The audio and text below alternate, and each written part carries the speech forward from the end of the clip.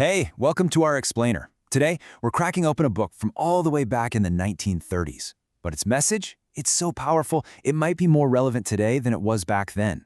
It's all about building something from nothing. And trust me, these lessons are absolutely timeless. So, right off the bat, let's just tackle the biggest myth in starting anything new. The idea that you need money to make money. It's the thing that stops so many of us in our tracks. But what if that whole idea is just completely wrong? You see, F.C. Mcker's 1,000 Ways to Make $1,000 was written during the Great Depression. I mean, this was a time of absolute desperation. And this wasn't some, high-minded theory. This was a survival guide, a practical manifesto against despair, showing regular people how they could build new lives when it felt like the world had collapsed. And get this, its impact is absolutely legendary. A young Warren Buffett stumbled upon this book, and it just completely flipped a switch in his head. It's what convinced him that great fortunes aren't something you're just handed. They are built, step by deliberate step. And a lot of times, they start with pretty much nothing.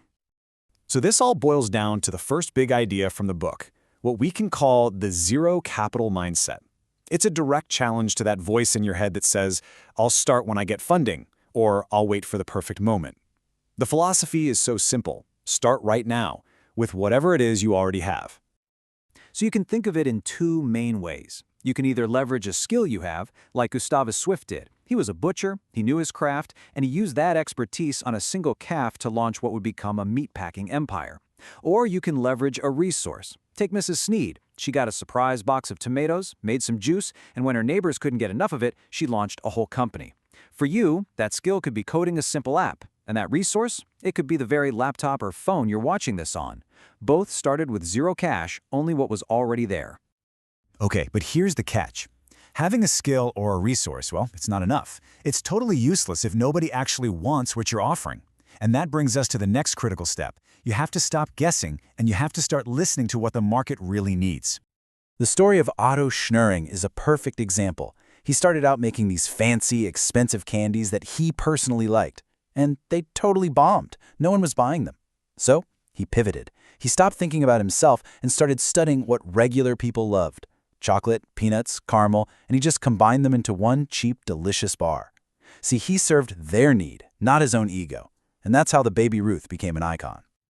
All right, so you've started with what you have, and you found a real market need. There's just one more ingredient, and honestly, this one's non-negotiable. Raw, relentless persistence. This is the grit factor. Without it, the best idea in the entire world is just going to fizzle out the second you hit a roadblock.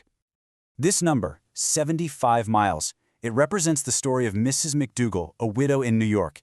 This was the radius she personally covered to sell her coffee in the 1930s. Can you even imagine? She literally lugged her samples, going door to door to every hospital and club, just refusing to quit.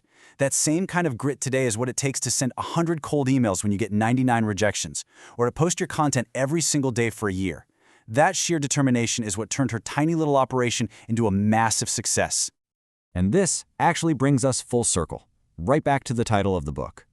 Earning that first $1,000 isn't really about the money. It's not about getting rich.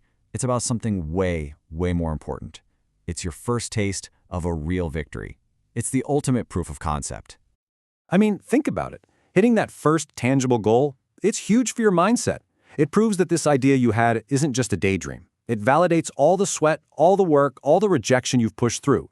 And probably most importantly, it gives you that rock-solid confidence you need to scale up and go after the next, bigger target. All right, if you're still not convinced, if you still think you need something to start, I want you to look at this number. This is the entire starting capital of a man named Ted Landsman on his very first day of business. 11 cents. So this guy, Landsman, he traded an old truck for a failing hamburger stand. With just 11 cents in his pocket, he focused obsessively on one thing: quality, better beef, better buns than anyone else. Then one day, a regular customer just casually asks for a slice of cheese on his burger. Landsman listened. He tried it, and right there, in that moment, boom, the cheeseburger was born. That simple innovation, created just by listening, started a food craze and built his entire empire. So, after all these stories, what does this mean for us, right here, right now? These stories are incredible, but they're not just, old-timey anecdotes.